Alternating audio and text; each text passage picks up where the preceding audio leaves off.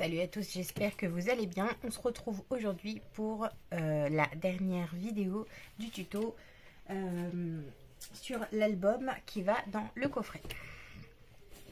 Alors, le coffret.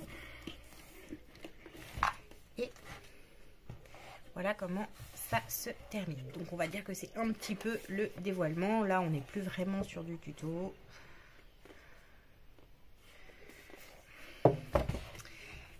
Et l'album se trouve ici.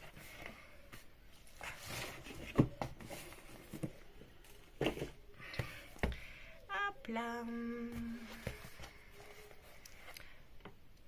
Alors, voilà à quoi il ressemble une fois qu'il est terminé. Donc nous, on s'était quitté sur les pages.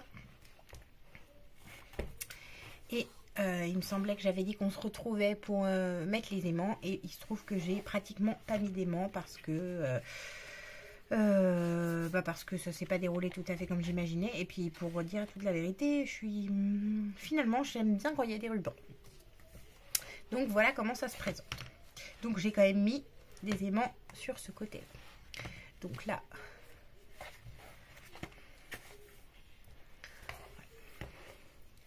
on est de ce côté là. Donc j'ai rajouté les espaces photos. Voilà.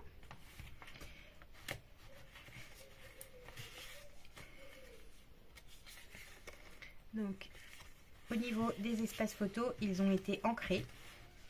Donc, je les ai ancrés avec la Distress Tie-Dye. Voilà. Pour donner un petit côté rétro.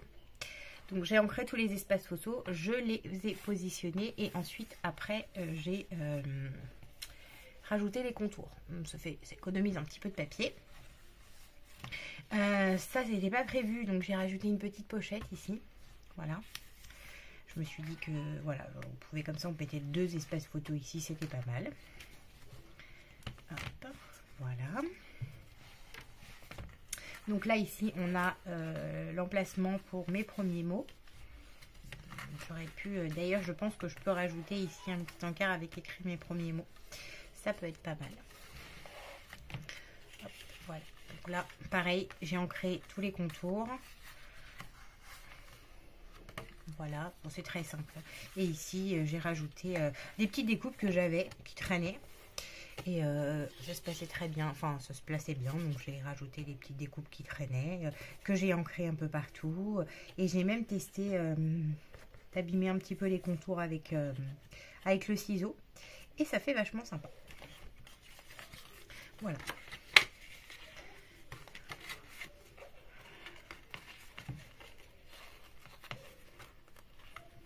Donc tout ça je ne l'ai pas filmé parce que...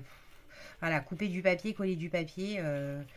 Une fois que les pages sont faites, hein, aussi simple. J'avais pas prévu d'endroit pour mettre les rubans puisque je voulais mettre des aimants. Donc finalement, comme je n'ai pas mis d'aimants, à part ici, j'ai rajouté. Donc là, j'ai fait avec la perforatrice de cette taille-là. Je sais pas, il n'y a pas les tailles dessus. C'est une petite, hein, c'est un petit rond. Hein. Avec, j'aime bien faire ça pour mettre, pour accrocher les rubans. Donc j'ai fait un petit rond avec la perforatrice et qui passait pile poil sur la tranche. Voilà, j'ai mis donc des petits ronds ici que j'ai ancré un peu et voilà ce que ça donne. Hop, donc là, voilà, j'ai mis des petits tags. Je savais pas trop quoi mettre. Je voulais mettre des fleurs. Je voulais faire un petit truc de fleurs. Et puis finalement, je me suis dit, tiens, les tags, c'est pas mal aussi. Donc voilà, ça agrémente. Ça sert pas à grand chose. Là, ici, ça, c'était pas prévu dans l'ancienne vidéo. Donc là, tout simplement, j'ai rajouté une pochette avec 0,5 de marge. 0,5 cm. Voilà. Donc, vous faites une pochette classique.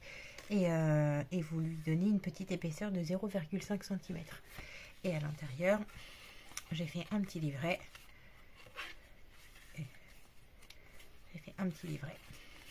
Voilà, tout simple. Donc pareil, pour... Voilà. qui est livré comme ça. Donc les petits encarts là sont là parce que j'avais des chutes de papier. Donc quand j'ai coupé ma feuille blanche à la dimension, il me restait cette taille de bord en chute. Donc du coup je l'ai gardé et je me suis dit ça fera des petits emplacements photos. Comme ça on n'a pas trop de chutes. Donc là ici j'ai laissé sans rien, mais on peut très bien mettre coller un emplacement photo tout simplement, ou après les personnes pourront rajouter une photo qui leur plaise. Voilà, donc pareil ici, c'était pas prévu, j'ai rajouté une petite pochette dans laquelle j'ai rajouté des espaces photos. Voilà. Donc pareil, là j'ai laissé blanc, mais on peut aussi très bien décorer de cette manière. Voilà. Est-ce que je vais pas le faire après? Je ne sais pas, peut-être. On verra. Donc là, les emplacements photos. Donc toujours le même principe. J'ai d'abord positionné l'emplacement photo et ensuite j'ai rajouté le papier design là où ça manquait. Ça nous permet d'économiser du papier design. Hop. Donc voilà, pareil ici. Bon là, j'ai rien changé.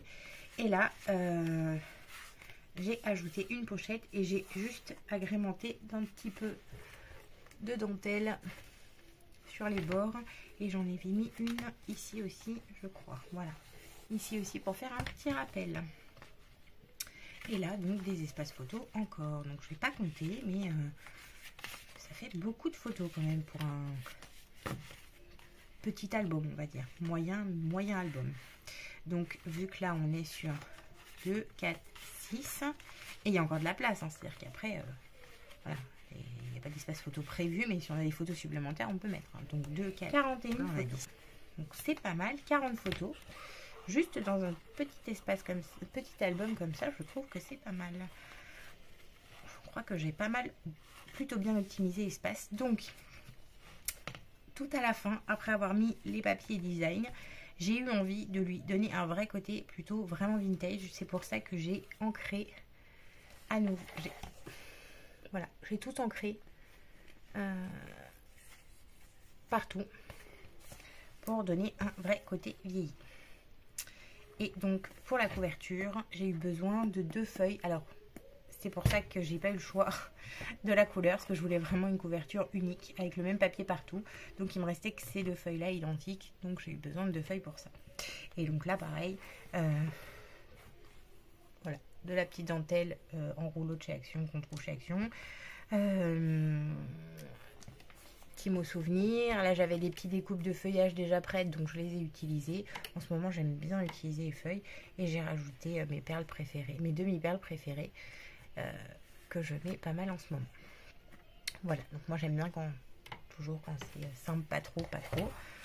Et voilà.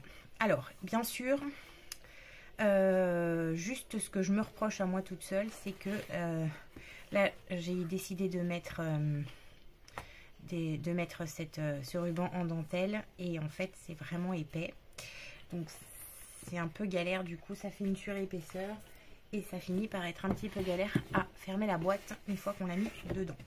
Mais bon, je trouvais ça bien de faire un petit rappel par rapport à la boîte. Donc là oui, une fois qu'on la met dedans, vu qu'au niveau de la taille on est pile, on est voire même un petit peu trop au-dessus. Il faut faire des efforts pour rentrer. Je l'ai mis à l'envers, mais c'est pas grave. Voilà ce que ça donne. En fait, ça ferme pas tout seul. Il faut appuyer un petit peu pour pouvoir refermer. Mais bon, ça va, ça passe quand même. Voilà. Donc voilà pour ce dévoilement et la fin de ce tuto. J'espère que ça vous a plu, que vous avez tout bien compris.